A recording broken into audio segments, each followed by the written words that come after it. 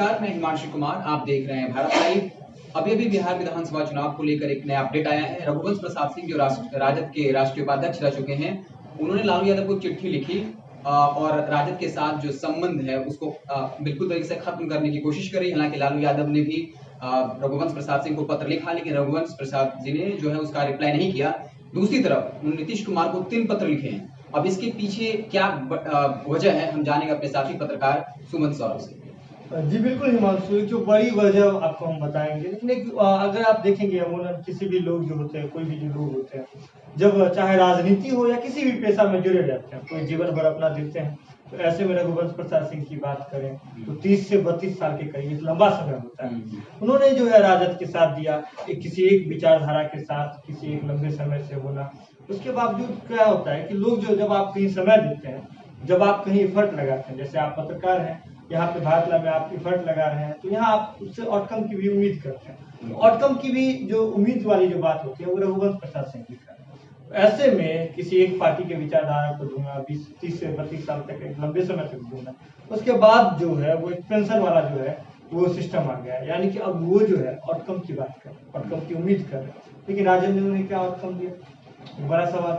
तो ऐसे में अगर जैसे आप ये भी बातें आ रही थी कि रमा सिंह से उनकी जो नाराजगी है वो क्यों नहीं, क्योंकि आपको बता देते हैं रघुवंश प्रसाद सिंह राजद के राष्ट्रीय उपाध्यक्ष तो रहे। ऐसे में पार्टी स्तर पर बात करें तो उनका तो कमांड तो है, लेकिन उनका जो अपना जनता के बीच का जो जैसे क्षेत्रीय स्तर पर बात करें, राघोपुर सीट से आते हैं, तो वहाँ जो है लोगों के बीच में जो एक जिस तरह से उनकी पार्टी में उनका चलता है, पार्टी में जिस तरह से वो सारी चीजों को थाम करके रखे हैं, संभाल के रखे हुए हैं, जनता के बीच अब वैसी स्थिति नहीं रही। मतलब संगठन में उनकी जो पकड़ है वो मजबूत है, लेकिन जनता के बीच में उनकी पकड़ मजबूत नहीं है। जी, और कहीं ना कहीं इस मजबूत जो इनका जो मजबूती था जो संगठन में है और जनता के बीच में नहीं है, जनता के बीच से कम करने में उनका जो प्रभाव है वो कम करने में कहीं ना कहीं रमा सिंह का जो है बड़ा हाथ रहा है। तो ऐसे में रमा सिंह के साथ जो उनका अनबन की जो बात आई थी, रमा सिंह के साथ उनकी अनबन है, वो आरजेडी में सबसे पहले जो ये पूरा मसला वहीं से शुरुआत हुई थी कि आरजेडी में रघुवंश प्रसाद सिंह इस बात पे रहे हुए हैं कि रमा सिंह जो है उनकी एंट्री नहीं होनी चाहिए। जी, उनकी एंट्री नहीं होनी चाहिए राजद में। तो ऐसे में जो क्यों इसलिए नहीं होनी चाहिए क्योंकि उनका जो प्रभाव है, अगर बात करें रघुवंश बाबू का प्रभाव को कम करने में रमा सिंह का एक बड़ा हाथ रहा। तो ऐसे में जो राघोपुर सीट है वो बहुत जो प्रभावशाली सीट माना जाता है। तो ऐसे में रघुवंश प्रसाद सिंह कभी नहीं चाहेंगे कि रमा सिंह जो है उनकी जो है एंट्री जो है फिर से दोबारा जो है राजद में, तेजस्वी यादव उसको लेकर के पहल कर रहे थे। इस सारी बातों से नाराज होकर के जो है रघुवंश प्रसाद सिंह लगातार जो है इस बात पे अड़े हुए हैं। और अंत में जो तेज प्रताप यादव ने भी कह दिया था कि रघुवंश प्रसाद सिंह के बारे में कि उनका जाना सिर्फ एक समुद्र में लोटा निकलने जैसा है, जिसको लेकर भी वो काफी खफा थे। जी काफी जी होंगे ही, इसलिए भी होंगे क्योंकि कोई व्यक्ति अगर 30 से 32 साल तक नहीं देता है उसके आउटकम तो वहाँ नहीं मिलेगी। और उनकी जो अगर बात करें क्षेत्रीय स्तर पर, जो मैं आपको बात कर रहा था, बार बार बता रहा हूँ कि अगर राघोपुर सीट से कहें, जो वहाँ जो क्षेत्रीय स्तर पर बात करें, जनता के बीच जो उनका प्रभाव कम हो रहा है और इसकी भनक कहीं ना कहीं राजद के शीर्ष नेतृत्व को भी है। तो ऐसे में यदा कदा वो कभी कभी जो है चाहे तेज प्रताप यादव के माध्यम से हो, चाहे अलग अलग माध्यमों से हो, वो राजद का जो हाई कमान है जी बिल्कुल बिल्कुल उनको कभी कभी जो है नीचा दिखाने की कोशिश करते रहते हैं। और ये बात रघुवंश प्रसाद सिंह भी अब बहुत अच्छे तरीके से समझ रहे हैं। तो इसी के लिए जब उन्होंने जो है इस्तीफा वाली जो बात है, राजद के प्राथमिक सदस्यता से भी इस्तीफा वाली जो बात है, फिलहाल एम्स में वो कोरोना से संक्रमित के ठीक होने की भी बात आई थी। अब जो है वो उन्होंने लालू यादव को जो उन्होंने चिट्ठी लिखी थी, उसके बाद लालू यादव ने उन्हें मनाने के लिए भी एक चिट्ठी लिखी, लेकिन उन्होंने इस बात का जवाब नहीं दिया। और इसके बाद अगर बात करें बिहार के मुख्यमंत्री नीतीश कुमार को, उन्होंने 3 चिट्ठी जो है लगातार। इसके पीछे की सबसे बड़ी वजह क्या है? दूसरी तरफ जी मुख्यमंत्री को 3 पत्र लिख दिया जी। और मुख्यमंत्री अगर बात करें तो राजद की विपक्ष में विपक्षी दल जदयू से आते, जदयू से राजद का कड़ा टक्कर होते रहा है हमेशा।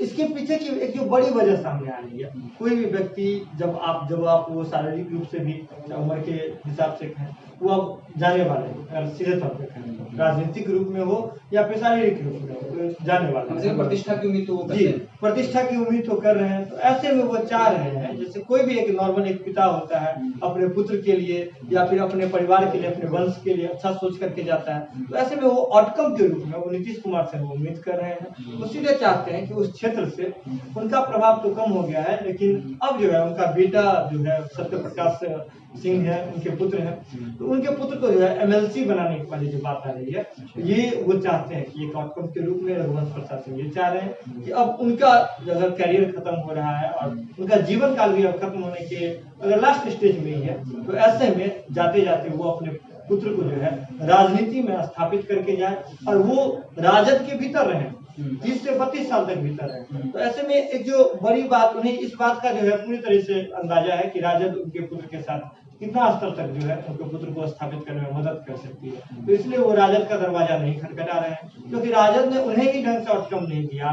तो वो उनके पुत्र को क्या देगी जो राजनीति में नहीं रहे होंगे। तो ऐसे में वो जदयू के साथ लगातार जो है संपर्क में है, बना रहे हैं और चाहते हैं, रघुवंश प्रसाद सिंह चाहते हैं कि इस बार बिहार विधानसभा चुनाव के दौरान ही अपने जी लालू यादव वाकई में चाहते हैं या सिर्फ एक दिखावा है जो एक पत्र लिखा है? वाकई में वो रघुवंश प्रसाद सिंह बनाना चाहते हैं कि रमा सिंह को भी लाने के लिए लालू यादव भी जो है वो दृढ़ संकल्प है। बात करें कि बिहार विधानसभा का चुनाव आने वाला है, अगर राजद के शीर्ष से पहले से ही राजद का आरोप लगता रहा है कि वो एक पारिवारिक रूप से है, पारिवारिक पार्टी है, ये बात जो है भाजपा भी लगातार कहती है, एनडीए के जो भी और जो तमाम घटक दल है वो भी लगातार कहते हैं। तो ऐसे में लालू यादव भी इस बार को, लालू यादव को आप कमजोर नहीं समझिए, वो बहुत पहले से मुख्यमंत्री रहे हैं और बिहार की राजनीति में जो है वो लगातार अगर एक है ना वो उनका एक स्ट्रैटेजी है। इस ढंग से देखें रमा, अगर बात करें रमा सिंह की एंट्री की बात करें तो लालू यादव के तरफ से ही ये बात आई थी। अब रघुवंश बाबू को रोकने की भी बात आ रही है, पहल तो कर रहे हैं, वो चिट्ठी से कर रहे हैं और पहल के पीछे एक बड़ी वजह ये भी रही है कि रघुवंश प्रसाद सिंह 30 से 32 साल से राजद के साथ रहे। तो ऐसे में जितने भी लोकल स्तर पर देखें, कार्यकर्ता स्तर पर बात करें तो वो रघुवंश प्रसाद सिंह को भी अपना जो है वो मानते रहे, मतलब उनको सम्मान देते हैं, ये अभिभावक के तौर पर राजद में मानते आए हैं। ऐसे में रघुवंश प्रसाद सिंह अगर एक 30 से 32 साल तक अगर हम सीधे तौर पर आपसे बात करते हैं, आपके साथ कोई एक घनिष्ठ मित्र है आपका और उसके साथ साथ आपको लोग देखते रहे और आप पे मतलब आप जो अगर बात करें घनिष्ठता है, अच्छी मित्रता है दोनों में, और अगर आपसे वो जो मित्र हैं वो आपसे दूर हो जाएंगे तो लोग उससे पीछे तो वजह तलाशने लगेंगे।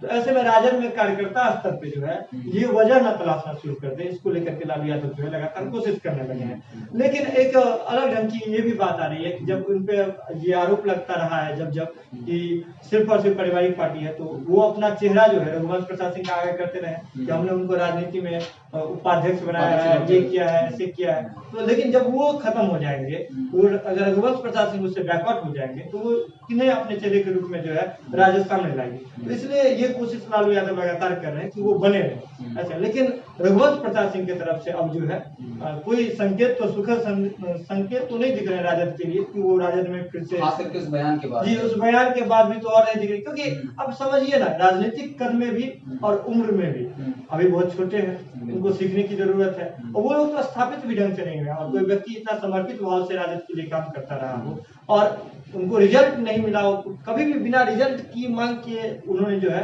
लगातार उन्होंने अपना समर्पण दिया, पूरा काम किया, पूरा वर्क शैली अपने कार्यशैली से सबको हतप्रभ करते रहे। ऐसे में जब उनके खिलाफ इस तरह की बयानबाजी आती है, राजनीतिक स्तर में भी छोटे व्यक्ति होते हैं जो इस तरह से राजनीतिक कद की बात करें या उनकी कद की बात करें तो छोटे होते हैं, इस ढंग से अगर बयानबाजी दे और ये उनको ये बात पता चले कि ये बात जो कहीं ना कहीं उनके खिलाफ जो है एक माहौल जो बनाया जा रहा है राजद के भीतर, तो इन सारी चीजों को लेकर के वो तो नाराज तो होंगे, जाहिर सी बात है, कोई भी व्यक्ति नाराज होगा। तो अब जो है वो सीधे तौर पर अगर हम दर्शकों को बता देना चाहेंगे कि अपने पुत्र को जो है, उनके पुत्र हैं सत्यप्रकाश सिंह है, उनको एमएलसी के तौर पर स्थापित करना चाहते हैं और अपने राजनीतिक जो उनका जो एक बड़ा राजनीतिक जो कार्यकाल रहा है उसका इंड जो है तो अपने इस रूप में करना चाहते हैं, इंड को जो है एक आउटकम देना चाहते हैं पूरे।